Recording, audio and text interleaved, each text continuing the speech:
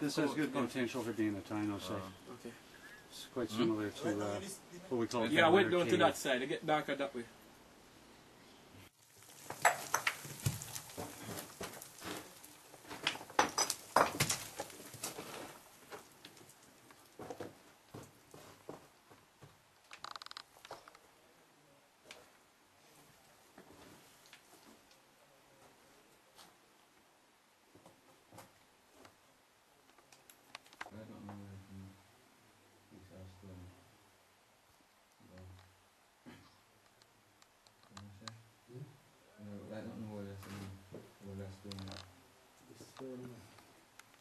More. The rest of it should be down there. What we're looking at here is we're in the Belle Aire property on the north coast, and this is a taino pot shard. You can see the curve of it, and we know it's taino because of the blackening on the outside. The taino did not, as far as I understand, put a glaze of any sort. Often their pots, they will have not come out with this blackness from the firing, but they'll just have it on certain parts on it. But this is a taino pot shard, and this is going to go back into this cave right now, exactly where it came from, and then we're all going to stay out of here until we can come back here and do a more careful investigation and be very careful about how we travel through the cave, what we step on. If there is this one piece of pottery here, the rest of it is no doubt right very close to it inside. What we're looking at here is at least 450, 500 years old.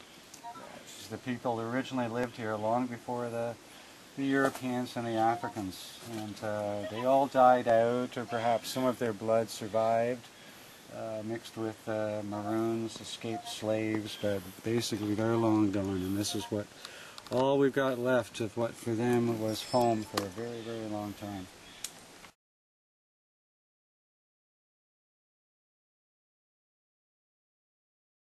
So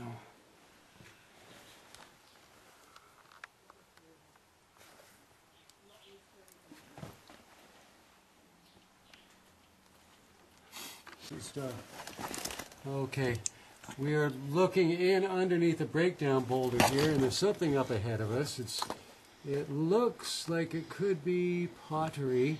It's certainly not rock or limestone with lignin on it. It is a piece of pottery, isn't it? Is it? Bring it up.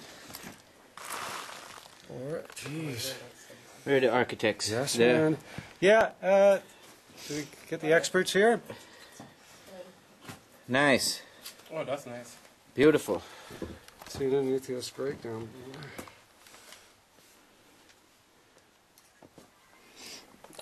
Pottery. Nice. What kind of pottery? It's look like taino. Yep. It's tin. Got the coloration. Cool. Okay. Yeah. So we're going to put it back.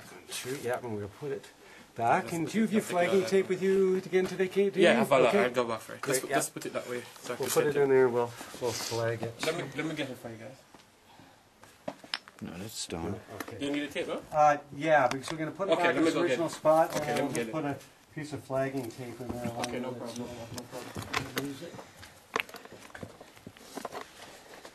Okay, this is what was underneath the rock, and yeah, it is taino pottery. It is full of sand there. And that was placed there, no doubt, to keep it out of the way. Yeah. That is the piece of pottery that came out from underneath that small breakdown boulder. I'm going to put it back in a minute. We'll put a flag with it so I don't lose it.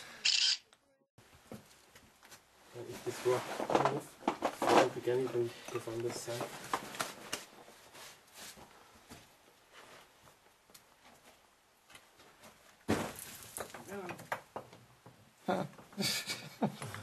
Why is it down there? Out of space? I'm just going to see if it goes.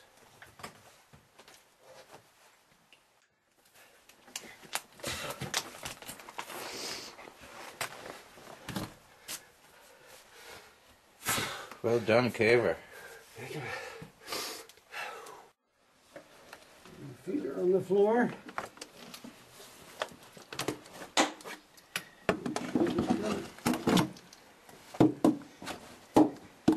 Yeah. This goes a few meters and then I think becomes too tight.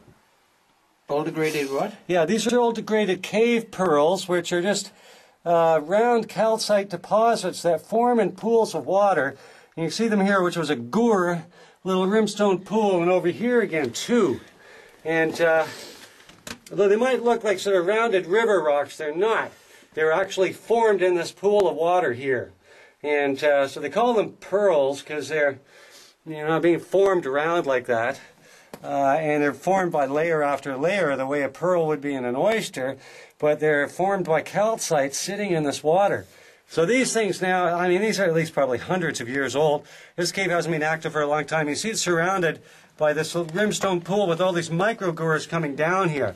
At one point, a long time ago, impossible to say how long, this cave was very active, very wet. Would have been very clean and very pretty when all the water was on, everything coming down. All right around here you can see the old flowstone and little micro-gours over there. This cave has been dead though for a very, very long time. At least hundreds of years, probably more like thousands of years. Still has stayed fairly clean though.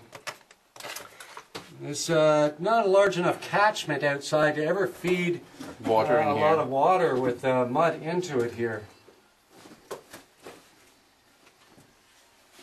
But this is certainly not just some hole under rocks. This was a real live cave at one point, a long time ago. And now it is a fossil cave.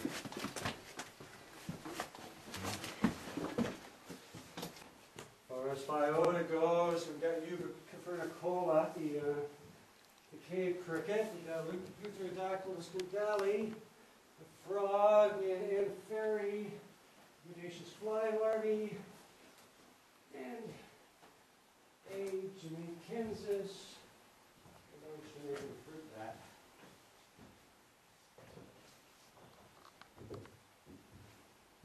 No roaches.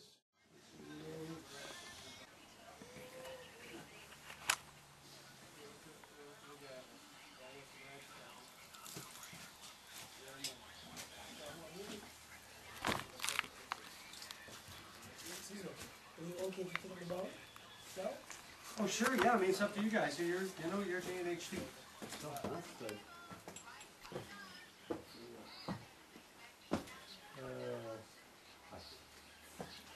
I think it's grass.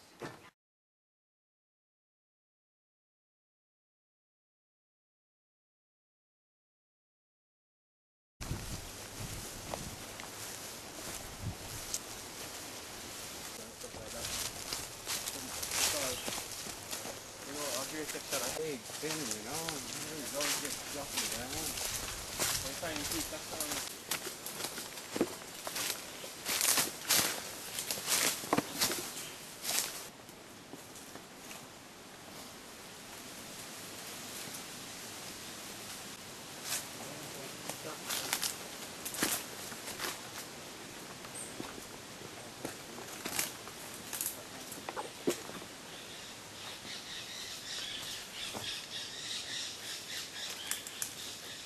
Okay. That site could be Belle Aire 3. And let's just by. Where did it go? That rock.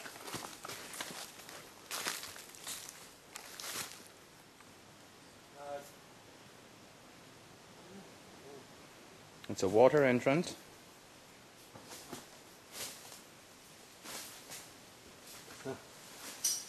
Over there, 5 meters.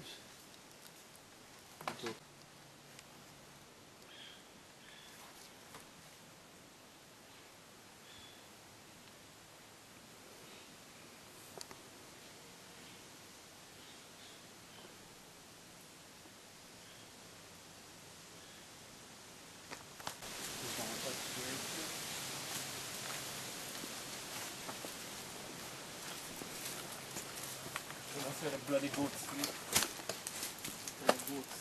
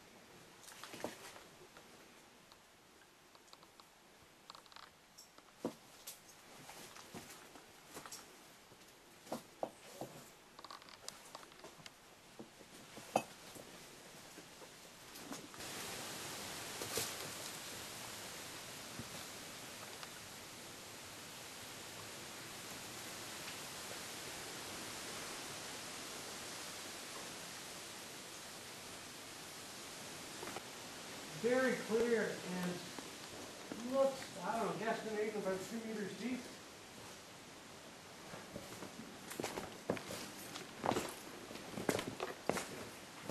Wow, feathers. See like an owl Yeah. looking at it. Barn owl looking at that one feather there. Yeah.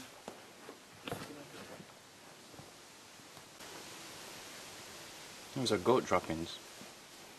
Yeah, up from here too, right inside this pool. This is coming drink time. Boy, this deep, man. Looks more like 3 meters over here. Incredibly clear. Yeah, that's what I was thinking. It came from.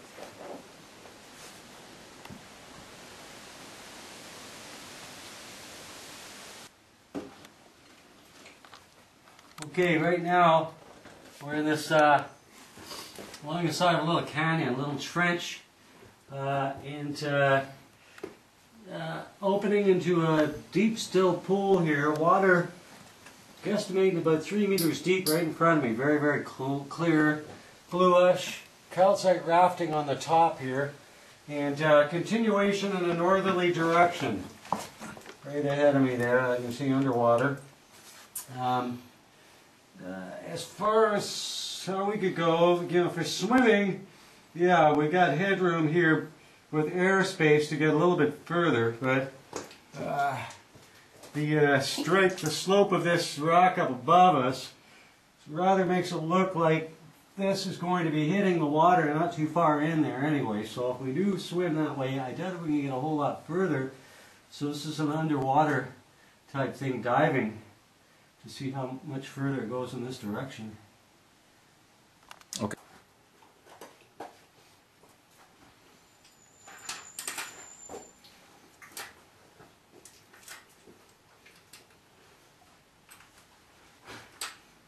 That's it. Right. Good. The water is crystal clear.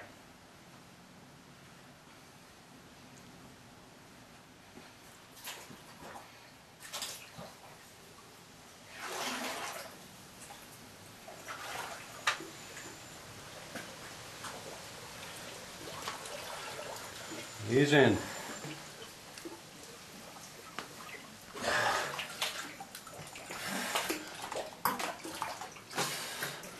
Oh, that's nice.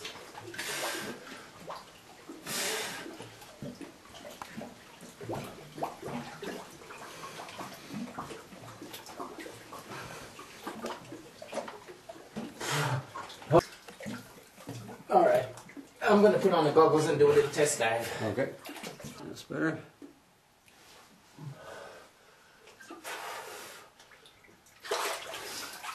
There might be the chance, if that is mud there, we might be able to get in our belly and dig enough of a channel to crawl through, because it sure is a big chamber beyond. Okay. And yeah, there is a lot of mud in here.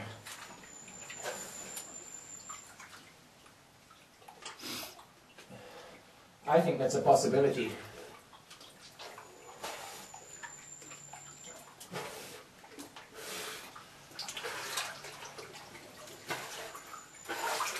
Let me just check up against that wall area over there. Isn't that the entrance right there? You went over to the left?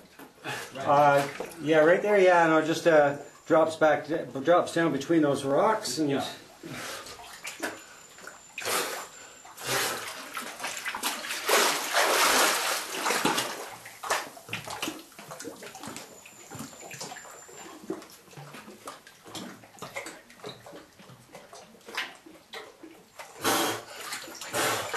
I can't see.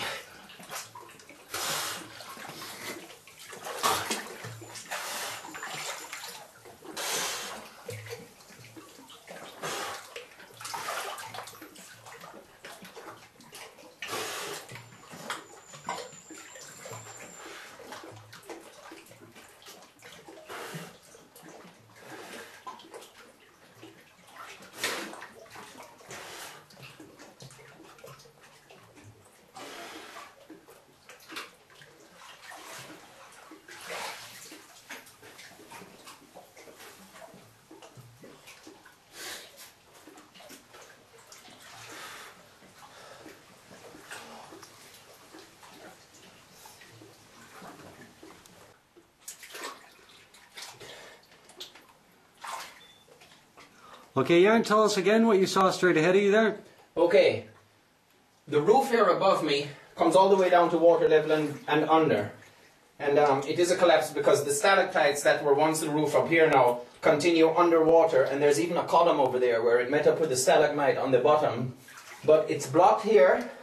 A lot of boulder breakdown underneath it, so I can't push my way through. It's all blocked. Oh, wait. And there actually might be a way through, but my swimming in here has made the water murky, and I don't have good visibility. We will come back with a small, tiny pony scuba tank and proper dive gear and see if there's a way through. If not, there is a very small passage through here. It's not quite big enough for a head to get through, but it looks like mud on the bank. So I think we may be able to dig out the mud enough for a body to slither through. And beyond that, I can see down at least 40, 50 meters to the wall on the other end. It's all water, but there's a big chamber on the other side there. So there is more beyond here. It's just to get through this breakdown section here. And that chamber has any water also? Oh yeah, the water goes all the way through. Okay. Yeah. Actually, let me crawl in a little bit and see without getting stuck. Watch your head. Yeah.